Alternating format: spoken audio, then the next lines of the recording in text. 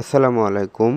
আমরা ইন্টারমিডিয়েট পদার্থবিজ্ঞানের বিভিন্ন অধ্যায়ের বেসিক আলোচনা সহ উদ্দীপক সমাধানের বিভিন্ন কৌশল নিয়ে নিয়মিত ভিডিও আপলোড করে থাকি। নতুন নতুন ভিডিও পেতে আমাদের ইউটিউব চ্যানেলটি সাবস্ক্রাইব করে পাশে থাকবেন। আজকে আমরা দেখব ভেক্টরের স্কেলার গুণন কিভাবে হয় সেটি সুন্দর করে বোঝার চেষ্টা করব। তো মনে করি পি একটি ভেক্টর এবং কিউ একটি ভেক্টর। এদের স্কেলার গুণন যেহেতু, তাহলে ডট গুণন পি কিউ কস থিটা।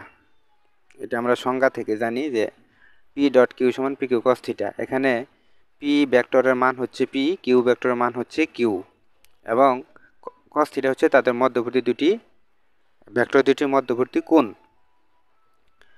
এখন ভেক্টরের স্কেলার গুণনের সংজ্ঞা থেকে আমরা জানি যে দুটি ভেক্টরের ডট গুণফল হচ্ছে ওই ভেক্টর দুটির মানের সাথে তাদের মধ্যবর্তী ক্ষুদ্রতর কোসাইনের গুণফল, অর্থাৎ পি ভেক্টরের মান পি, কিউ ভেক্টরের মান কিউ, এদের কোসাইনের গুণফল। আমরা একটি চিত্র অঙ্কন করে এই বিষয়টি খুব সুন্দর করে বুঝতে পারবো। মনে করি ওয়ে বাহু বরাবর পি ভেক্টর ক্রিয়াশীল এবং ওবি বাহু বরাবর কিউ ভেক্টর ক্রিয়াশীল। এখন আমরা ওয়ে বাহু অর্থাৎ পি ভেক্টরের উপর একটি লম্ব অঙ্কন করব। লম্ব হচ্ছে বিএম, এবং কিউ ভেক্টরের উপর এ বিন্দু থেকে অন্য আরেকটি লম্ব অঙ্কন করব, অর্থাৎ এ এন হচ্ছে লম্ব। এক্ষেত্রে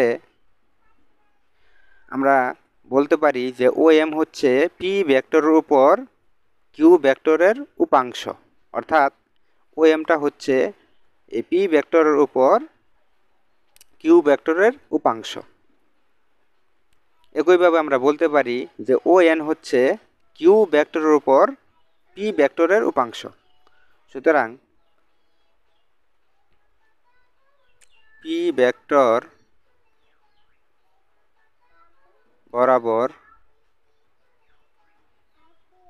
বরাবর কিউ এর উপাংশ ও এম সমান কিউ কস থিটা।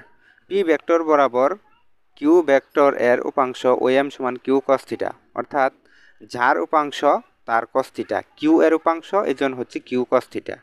একইভাবে বলতে পারি যে কিউ ভেক্টর বরাবর পি ভেক্টর এর উপাংশ ও এন সমান পি কস থিটা, অর্থাৎ কিউ ভেক্টর বরাবর পি ভেক্টরের উপাংশ হচ্ছে ও এন, এজন্য পি ভেক্টরের উপাংশ বললে পি কস থিটা, কিউ ভেক্টরের উপাংশ বললে কিউ কস থিটা। সুতরাং আমরা ভেক্টরের ডট গুণন সূত্র থেকে জানি যে P vector dot Q vector সমান পি কিউ কস থিটা। এক্ষেত্রে এটাকে এইভাবে লেখা যায়, কিউ কস থিটা ব্র্যাকেট দিয়ে লেখা যায়। সুতরাং দেখা যাচ্ছে যে কোনো ভেক্টর ডট গুণন হচ্ছে ওই ভেক্টরটির যে কোনো একটির মান, অর্থাৎ পি এখানে শুধু মান বোঝাচ্ছে, তাহলে কোনো একটি ভেক্টরের মান গুণন কিউ কস থিটা, অর্থাৎ এখানে গুণন হচ্ছে আমাদের কিউ কস থিটা মানে ও এম। তাহলে ও এম মানে আমরা বলতে পারি যে কিউ এর উপাংশ। সুতরাং কোনো একটি ভেক্টরের মান এবং ওই ভেক্টর বরাবর অন্য একটি ভেক্টরের উপাংশকে আমরা বলি ভেক্টরের ডট গুণন। তাহলে এই ও এম এর পরিবর্তে এখানে লেখা যায় কোনো একটি